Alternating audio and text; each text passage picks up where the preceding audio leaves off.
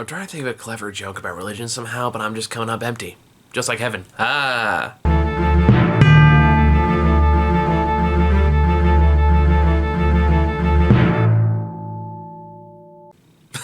It's a terrible joke. Anyway. Yeah, this is one of those movies I'm trying to catch up on. So, as I mentioned in previous videos, one of the things I'm trying to do to keep up with demand, because there are just too many movies coming out in theaters, and I just don't have time to watch all of them. So what I'm going to start doing is when they start going on streaming, I'm going to make a conceited point to watch and review them well after the fact. And this is kind of the first one in that field with Are You There, God? It's Me, Margaret, which came out a few months ago. I missed it in theaters. I wanted to see it, but I just didn't have the time. So it's streaming now. I figured now's as good time as any to give it a chance. So here we go. For those who don't remember what this movie is, or you never heard of it, Are You There, God? It's Me, Margaret is more of an indie film that's about a character called Margaret Simon, who is an 11-year-old girl who's going to junior high pretty soon, and she is moving from her hometown of New York to New Jersey, and she's not handling the transition particularly well. In this case, her father is Jewish, her mother is Christian, played by Amy Adams, Rachel McAdams, who I swear to God doesn't fucking age. But she doesn't really have a practicing religion of her own. She doesn't really know what she believes in. She doesn't kind of believe in anything because her parents decided a long time ago to give her the freedom to kind of make her own choice when she was ready to make it. As she's adjusting to this new school with these new friends, she becomes kind of part of that group of girls in like public school, junior high, that are kind of like the bitchy, gossipy ones, but she just wants to be accepted by people, so she just kind of rolls with it and kind of just follows along with it. But in the meantime, she gets pushed on by she gets pressured into taking this assignment by her teacher at the time, who notes her lack of religious affiliation and encourages her to study religions for herself as part of a research assignment. So she does. While this is happening, she kind of has her own relationship with God, or whatever she perceives as God, by praying to him in the titular phrase, "Are you there, God? It's me, Margaret," where she kind of uses as a way to narratively journal her journey through the movie. So this is a pretty good movie. This is a pretty solid movie. That is not just about discovering what you believe religiously, but also what you believe personally and ethically, and also coming into your own identity as a growing woman. Because these are all kids who are on the cusp of puberty, and they're all so there's a lot of talk of the natural curiosities that come with that. So there's a lot of talk about getting your periods, or waiting for your breasts to grow and stuff along those lines, and a lot of judgment for those who have seemingly perceived as reaching puberty too early.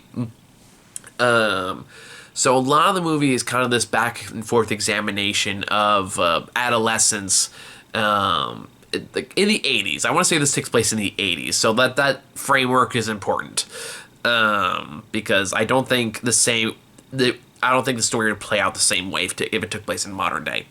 But also how her family, both sides of her family, kind of try to guide her consciously or unconsciously towards their end of things, particularly her grandmother, Kathy, who played by Kathy Bates, who is it gets really excited when Margaret, who she's really close to, wants to learn more about the Jewish religion, but kind of jumps the gun in assuming that she is Jewish now because she expressed curiosity. But it is a character. This is a movie about a character trying to find her own independent understanding of the world, which everyone should go through at some point, and especially around belief in religion, because religion, by its nature, tends to be very binding, and that once you commit to one, you're stuck to a set of rituals and rules, and you have to believe this and you have to believe that. It's very, very rigid, and it is important that, and most children in particular are often kind of forced into one camp or another. So it is interesting to just kind of explore where that is. What if the kid had the choice? And I feel like the kid chooses what most of us do, spoiler alert, by the time you reach adulthood, which is kind of a little bit of nothing. For context sake, I identify as agnostic. I grew up Christian, so I went to church. I did all the things. I wasn't Catholic church. It was like Protestant church, but we still had very similar rituals and very similar beliefs. Again, it's very rigid. It's very cult-like. I'm just gonna say it.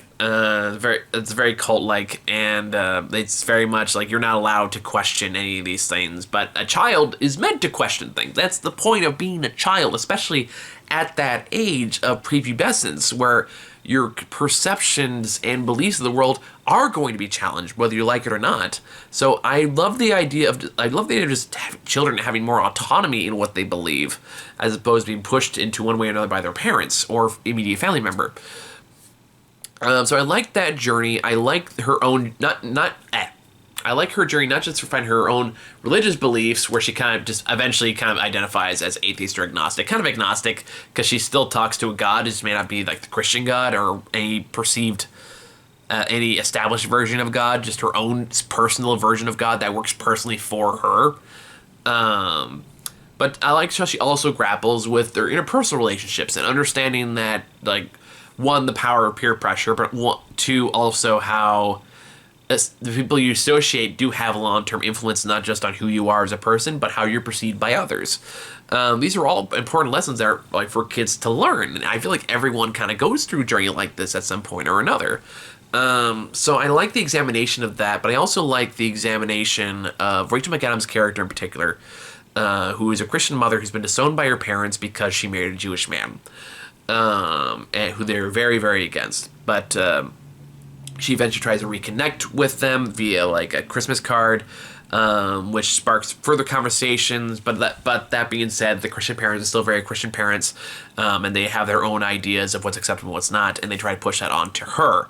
But Rachel McAdams plays it. She's also learning to shake off societal expectations, trying to be everything to everyone, and learning to just focus on the pieces that are important to her, and not lose that piece of herself because someone else expects otherwise. Anyway, she's going through her own journey the same way her daughter is. And even just her daughter expressing that she's going on this journey, like not consciously necessarily, is enough for her to kind of freak out and start stressing her own autonomy.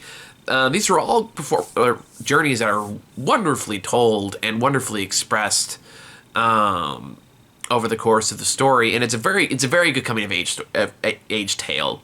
I don't know if I'll ever watch it again. I'm glad I watched it the first time, and I do recommend it. I do think it's a good movie. It's definitely worth a rental. So I think without going too much gritty, because I saw it a few weeks ago, I don't remember too much from that beyond what I've already said. So I'm going to probably wrap it up here, other than say, like, it's a good coming of age tale. I like the themes it explores. I think it does it very well. The kid actors are surprisingly good. It's good. It's hard to find good kid actors, and especially a whole list of them that are this consistently good from beginning to end. Yeah, it's a good movie. I like where it goes, and it's worth a watch. So that's the last movies I have to catch up for this week. I just saw the Barbie movie today, so I'm going to try to catch on that. I still got to watch Oppenheimer and Mission Impossible, and a whole bunch of other movies that still are on streaming that I have not watched yet, so I'm going to try to make time for all that. In the meantime, thank you so much for joining me through these last 4 reviews, and I will try not to wait as long before I do the next one. But until then, thank you all so much for your patience, and thank you for continuing to watch our channel. Really appreciate it. Other major news is we just recorded the Wonder Twins video about a week ago, so that took 2.5 hours to record. The final product's gonna be like an hour and a half. It's gonna be a beast, but I'm excited about it. I think it's the most ambitious one I've tried yet. I'll be very curious to see what you all think of it when we finally get it done. It's off to Ron to edit now, so I'm just kind of waiting on him. It's gonna take a while because it is the length of a feature-length movie, but I'm excited for you all to see it, so keep an eye out for that. In the meantime, thank you all so much for watching, and I'll see you all next time. Bye-bye.